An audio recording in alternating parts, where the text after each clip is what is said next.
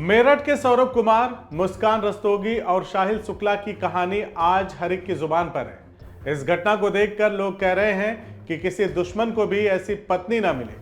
सौरभ कुमार, मुस्कान रस्तोगी और साहिल शुक्ला के बारे में बहुत सी कहानियां आज इंटरनेट मीडिया में मौजूद हैं। आज आपको इस दर्दनाक वाकये की सच्चाई सिलसिलेवार तरीके से बताएंगे ताकि हमें मुस्कान की दरिंदगी का अंदाजा हो सके कि जिस सौरभ ने अपने घर वालों से बगावत कर मुस्कान से शादी किया, उसे मुस्कान ने कैसे अपने पति के सीने में खंजर उतार दिया।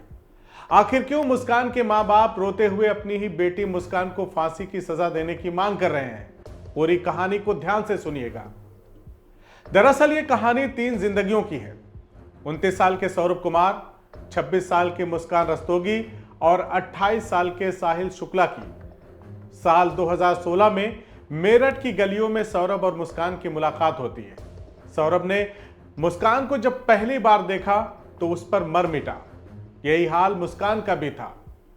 जब दोनों की आपस में मुलाकातें होने लगी तो सौरभ ने मुस्कान को बताया कि वो मर्चेंट नेवी में है और लंदन में काम करता है। यह सुनकर मुस्कान को अपनी किस्मत पर नाज होने लगता है।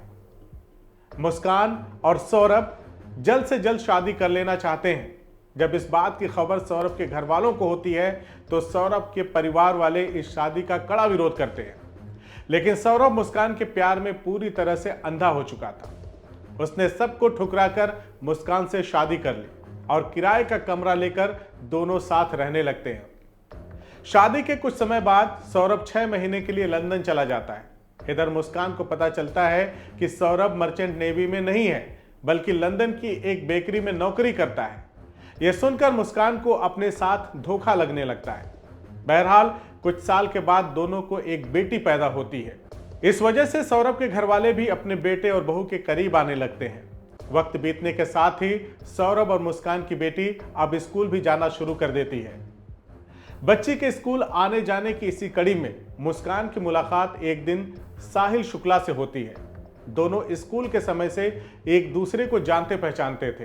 धीरे धीरे मुस्कान साहिल शुक्ला के इश्क में गिरफ्तार हो जाती है। सौरभ लंदन में रहता है तो मुस्कान इस आजादी का भरपूर फायदा उठाते हुए साहिल के साथ रंगरलियां मनाने लगती है। दोनों घंटों नशा करते हैं और फिर मुस्कान साहिल के आगोश में खो जाती है। यही नहीं, एक दिन मुस्कान साहिल शुक्ला के कमरे पर पहुंचती है। कमरे की हालत देखकर वो दंग हो जाती है। कमरे में अजीब अजीब तरह की तस्वीरें बनाई गई थीं, जिसे देखकर लगता है कि साहिल तंत्र मंत्र की दुनिया का शातिर खिलाड़ी था। साहिल बहुत ही अंधविश्वासी भी था। वह मुस्कान को अपनी मरी हुई मां के बारे में बताता है और कहता है कि वह अपनी मरी हुई मां से बातचीत करता है। वह मुस्कान को बताता है कि मां के नाम से ही उसने स्नैपचैट अकाउंट बनाया हुआ है। मुस्कान यह सब देखकर रोमांचित हो जाती है।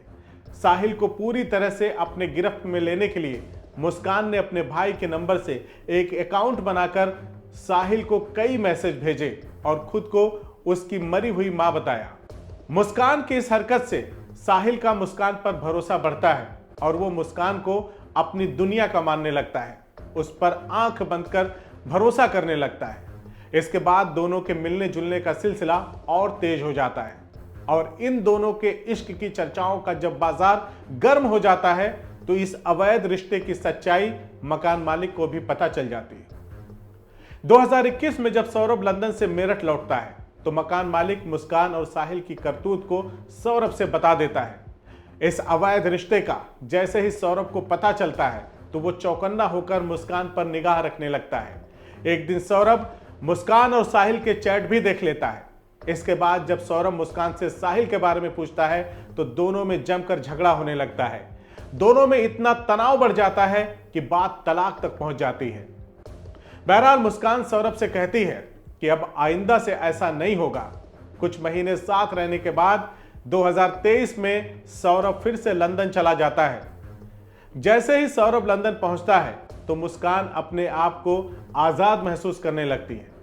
अब मुस्कान और साहिल बिना किसी रोक टोक के साथ थे, जमकर दोनों अय्याशी करते थे। इसी बीच एक दिन सौरभ मुस्कान को फोन करके बताता है कि मुस्कान, मैं तुमसे बहुत ज्यादा प्यार करता हूं। 25 फरवरी को तुम्हारा जन्मदिन है। मैं तुम्हारे इस जन्मदिन को सेलिब्रेट करने के लिए 24 फरवरी को ही मेरठ लौट रहा हूं। हम दोनों तमाम बातों को भूलकर नई शुरुआत करेंगे। सौरभ की बात सुनकर मुस्कान का दिमाग चकरा जाता है। उसे लगता है कि अब उसकी आजादी छिनने वाली है। वह तुरंत साहिल को फोन करती है और कहती है कि सौरभ आ रहा है, इस बार कुछ करो।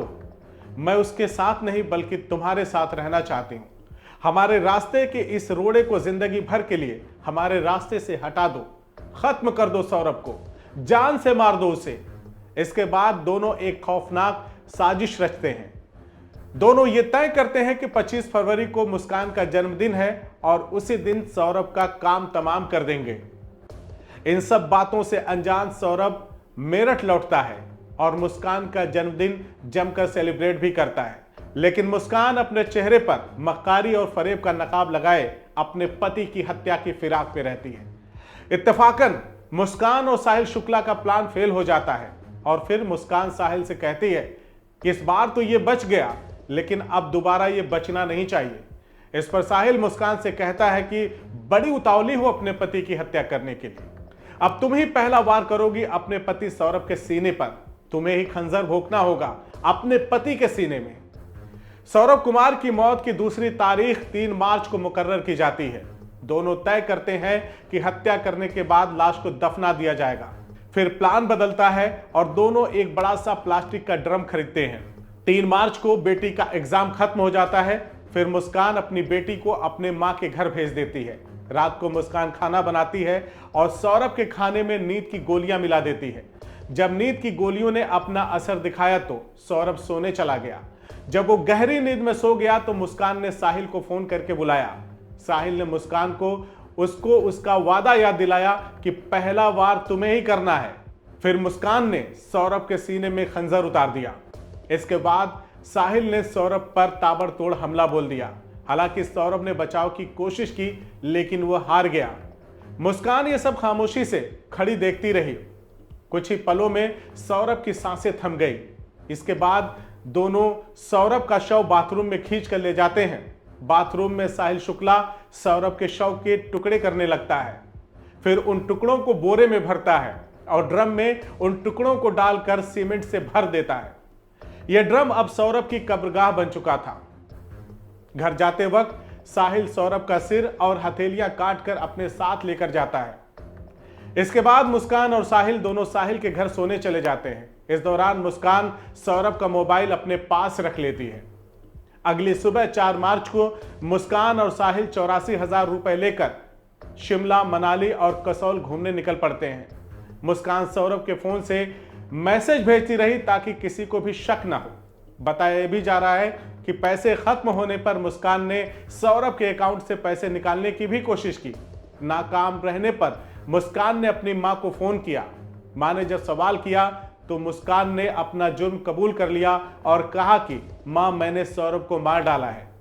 इसके बाद मुस्कान की मां पुलिस को सूचना देती है। 18 मार्च को पुलिस ने सौरभ के घर का दरवाजा खोला और जब ड्रम खोला तो पूरी सच्चाई सामने आ गई। देखा आपने, एक महिला के हवस और हैवानियत ने उसे कहां तक पहुंचा दिया। जो सौरभ मुस्कान को दिलो जान से चाहता था, उसी सौरभ के सीने में खंजर उतारते हुए मुस्कान को तनिक भी दया नहीं आई। खैर, आप क्या सोचते हैं इस खौफनाक वारदात के पीछे और क्या वजह हो सकती है? हमें कमेंट करके जरूर बताएं। बाकी सावधान रहें, चौकन्ने रहें, क्योंकि खतरा कभी भी और कहीं भी हो सकता है। जय हिंद।